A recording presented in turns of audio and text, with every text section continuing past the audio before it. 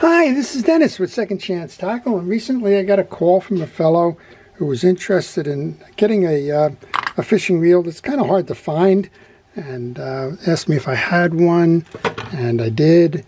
And well, then he asked me would I be interested in trading for the reel rather than a straight up purchase, because he had some reels that, well, just not using any longer.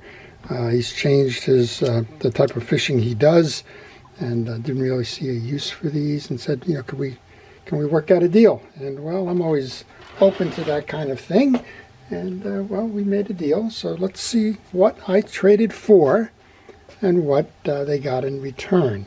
If you like these kinds of videos, I want to encourage you to subscribe to my channel.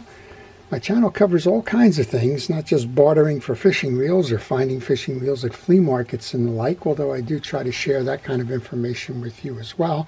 But mostly it's dedicated to keeping reels fishing, showing you how to service them, how to repair them, how to keep them in good maintenance so that they don't fail you when you're out on the water and maybe cause you to lose the fish of a lifetime. Well, this fellow's fishing for big fish these days. And, well, the reels that he wanted to trade in were, well, they're not in that class. So let's just take a look at some of the reels that we traded for. And I want to remind you that we did this sight unseen. He had mentioned that he had several reels. They're basically Penn reels. And, well, I didn't take a look on his and trusted that he would, you know, send me some stuff that I could use. And, well, he trusts that I can send him the same. So let's take a look at the first one. The first one is a Penn. This is a Penn 209 level wind. This is a nice reel in good condition.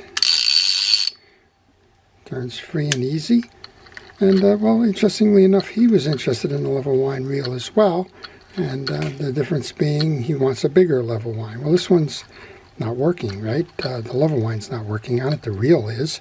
There's something going on inside that. Usually when that level wind doesn't turn, it's an idler gear that's broken on it and needs to be replaced. So at least when he sent them to me, at least I know what to do with them. And you will too if you follow the channel and if you take the time to see what you can learn about fishing reels and how to keep them serviced. Next one up is a Penn. It's a 155 Beachmaster. There's a skip going on in this one.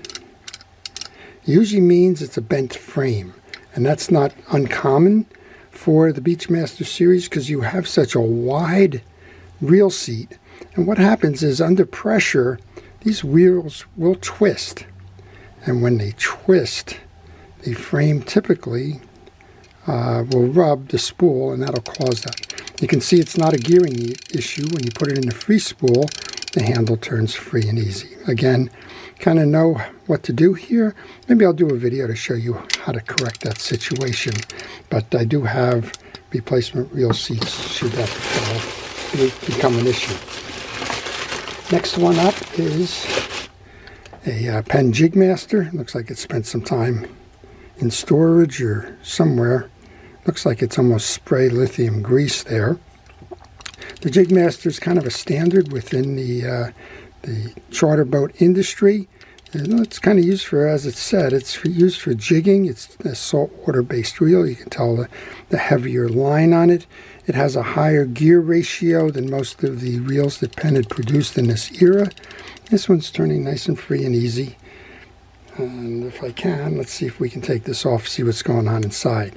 I suspect maybe we've got a bunch of that white lithium grease inside there. Let's take a look. Well, it's clean inside. Surprise, surprise. All right, so we have a Penn 209, a Penn 155, a Penn Jigmaster, another Jigmaster, my least favorite of the Jigmaster series.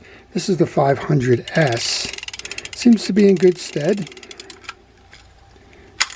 Why do I not like that? Well, the plate that you just saw me take off on the gear side, on this one, to remove the plate, it's on the non-gear side. And one of the problems with that is it becomes a weak frame. If you take this off, if we can, you'll see that, well, we only have a couple of studs here holding that on. And, well, it just seems that I have a lot of these with that problem that we were talking about on that 155 Beachmaster, the problem being the twisted frame. Happens a lot, but this one is in good condition, and well, shouldn't be the subject of too much of an issue. And the last one that we have, well, it's a Garcia.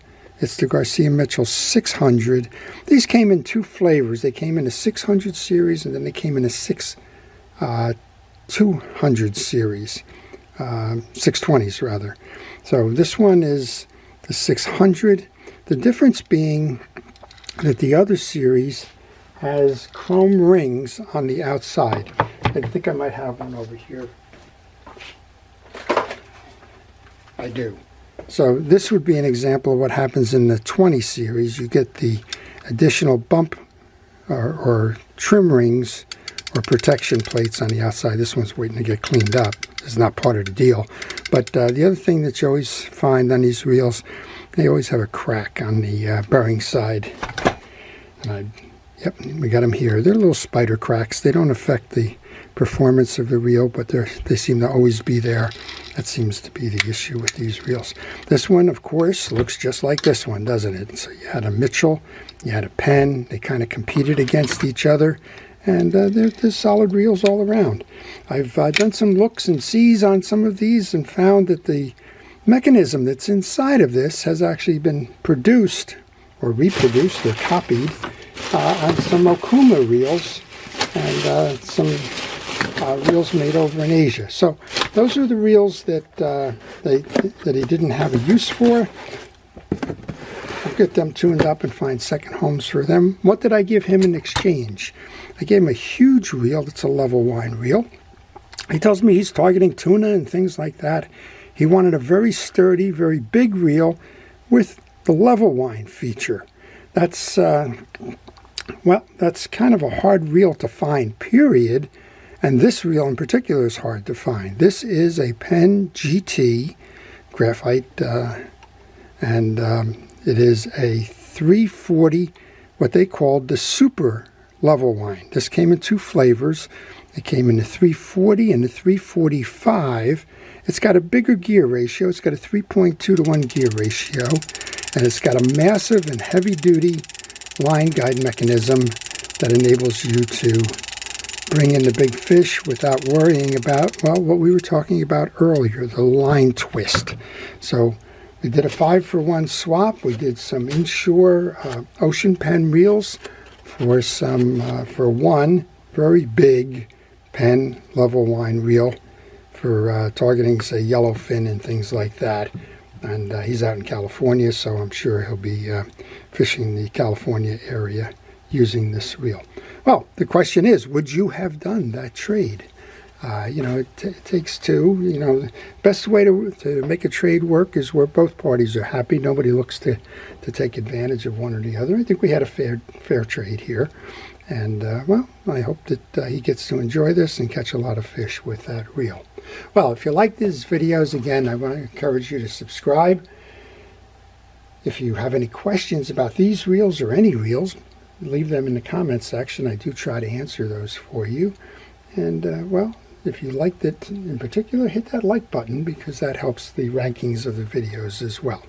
Before I leave, I want to thank our first responders, our police, fire, safety, EMT, everybody involved in keeping us out of harm's way, your dedication to career and your day in, day out, keeping us safe is both admired and applauded. This is Dennis with Second Chance Tackle, wishing everybody a great day.